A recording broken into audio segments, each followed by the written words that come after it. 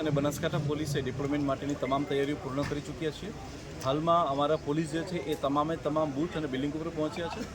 અમે હાલમાં વાવમાંથી જેટલા પણ સેક્ટર મેજિસ્ટ્રેટ સાથેના પોલીસ છે, એ સિવાય પોલીસની અલગ અલગ જે રૂટ પેટ્રોલિંગ મોબાઈલો છે એ તમામે તમામ જગ્યાઓ પર પોલીસ રવાના થઈ ગઈ છે. એ સિવાય અહીંયા જેટલા પણ ક્રિટિકલ બૂથ જે પહેલેથી પ્રી પ્લાનિંગ કરીને નક્કી કરવામાં આવ્યા છે એ તમામે તમામ ક્રિટિકલ બૂથો ઉપર જે છે એ CAPFના સ્ટાફના હાફ સેક્શન પર ડિપ્લોય કરી દેવામાં આવ્યા છે.